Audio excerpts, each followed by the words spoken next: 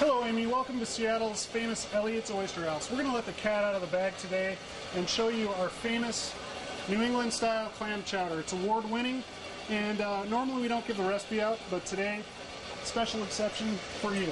This is a wonderful dish to make for wintertime. You can put it in your thermos when you're going to sit out for a cold Packers game in your sleeping bag, or whatever. It's a really good dish, and it's really easy to make too. You want to start with your butter. Get it into a reasonably hot pan. You can see how the milk solids are starting to turn a little brown. That's going to add a little bit of flavor to it, a little nuttiness. Put your flour in there.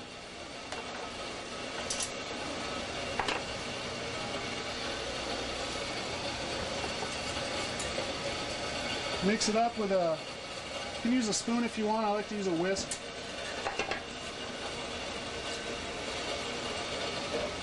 You do it over the heat, just make sure you continue to stir it. And what you're looking for is for all that flour to get incorporated with the butter. So at a certain point, it's going to end up looking like pebbles. You want to just give it a little press with a spoon and make sure it's all uniform and fairly dense. And you pour it out onto a sheet pan, cookie sheet. Doesn't have to be foil lined. And go ahead and throw it in the oven for about 10 or 15 minutes. What that's going to do is it's going to keep your arm from getting tired standing there stirring the roux continuously. You don't have to watch it. It just cooks in the oven by itself. And that's what it looks like after about 10 or 15 minutes. You want to check in on it every 2 or 3 minutes just to make sure it's not burning. So the roux is going to be our binder. We're going to set that aside. What that's going to do for us is it's going to thicken up our soup. It's going to bind it and make it nice and rich and creamy.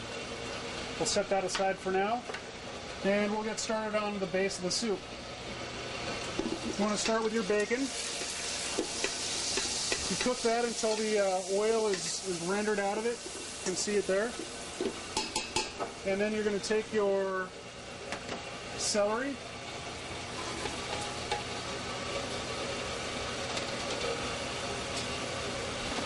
your onion, and your potatoes. You can really use a broad spectrum of potatoes. I like to use russet potatoes. And you're just going to give those a good toss so they're nice and coated with that bacon oil, bacon grease.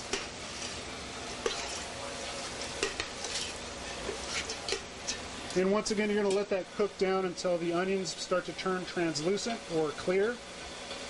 So it's been about 5 or 6 minutes and your onions are starting to turn clear, get a little bit translucent, and you can really smell the aromas of those cooking vegetables coming out. What you're going to want to do at this point is go ahead and put in your clam nectar.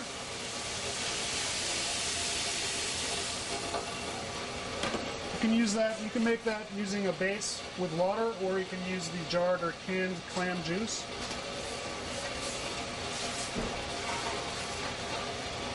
Give it a little stir. Add your garlic powder.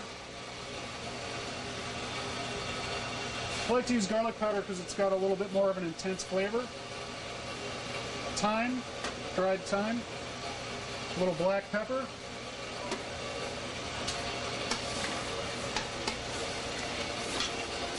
Give it a stir. And you're going to want to let those vegetables simmer for, about 8 or 10 minutes until the potatoes start to begin to get a little bit softened. Well, Amy, now we're at the point where we can add our clams and our half and half, and then go ahead and add our roux. So this is half and half. Just kind of give it a stir as you're putting it in there.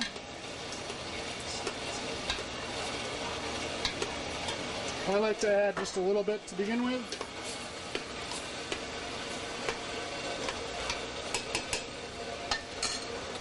And then I add the roux.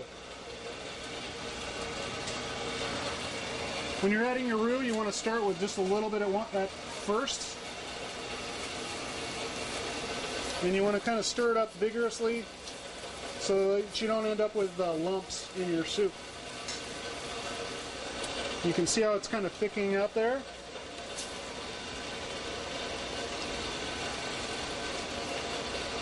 Once it starts to look like it's at a consistency that you're happy with, you can go ahead and add a little bit more half and half to it.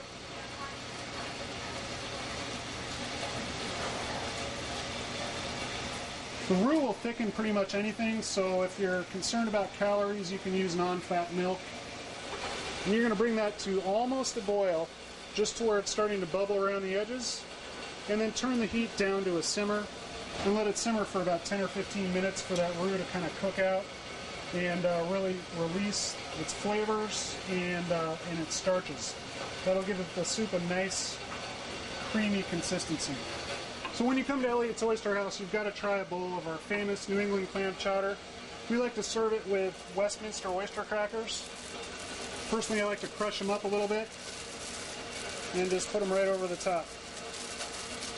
You know, I really felt kind of apprehensive about giving this secret recipe away, but I have to confess I'm somewhat of a Packers fan. Part of my family comes from Appleton, Wisconsin, and Amy, please enjoy.